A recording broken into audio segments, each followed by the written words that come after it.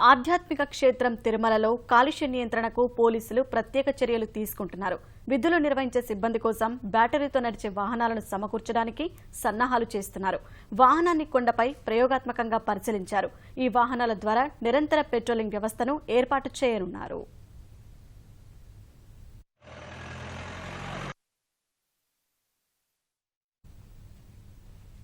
తిరుమలలో వాహనాల ద్వారా రోజురోజుకు కాలుష్యం పెరిగిపోతోంది.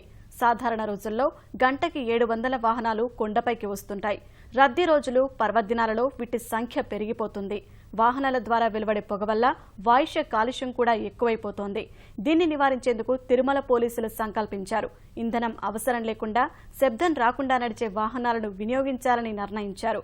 బ్యాటరీతో నడిచే వాహనాలు తయారు చేసే ఫ్రిగో అనే సంస్థతో చర్చించారు. భక్తుల రద్దీ ప్రాంతాలలో వాహనాలు తిరిగే సమయంలో బ్యాటరీ వాహనం పనితీరును అధికారులు అంచనా వేస్తున్నారు.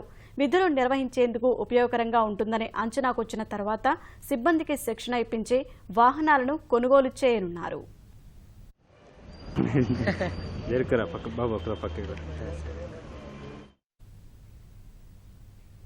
ఈ వాహనాల ద్వారా భక్తుల క్యూ లైన్లను నిరంతరం పర్యవేక్షిస్తూ రద్దీని క్రమబద్దీకరించేందుకు అనువుగా ఉంటుందని అధికారులు భావిస్తున్నారు. పెట్రోలింగ్ చేయడానికి 2 వీలర్స్ తీసుకుంటే దాంట్లో ఫ్రీ గో అని చెప్పి గ్రీన్ వెహికల్, అంటే ఇది ఏమి పొల్యూషన్ కానీ దీనికి ఏమి ఫ్యూయల్ కానీ అవసరం లేదు, బ్యాటరీ ఆపరేటెడ్ వెహికల్. దీన్ని టెస్ట్ చేస్తున్నాం ఈరోజు. అంటే how it can be used in Tirumala as well and Tirupati. అంటే ఇది చూస్ చేయడానికి మెయిన్గా ఇది పొల్యూషన్ ఫ్రీ. ఒకటి మనకి వేరే 2 వీలర్ కానీ ఏదైనా ఉంటే నాయిస్ పొల్యూషన్ వస్తుంది.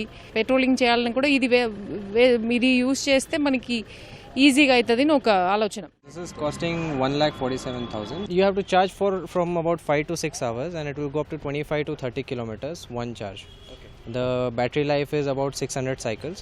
Goes up to 25 kilometers per hour, but we have restrained it to 18 kilometers per hour for public safety. Tirumala శ్రీవారి సన్నిధిలో బ్యాటరీ వాహనాల ఉపయోగాన్ని పరిశీలించిన అనంతరం రాష్ట్రంలోని అన్ని పోలీస్ కార్యాలయాలకు ఈ వాహనాలను సమకూర్చనున్నారు.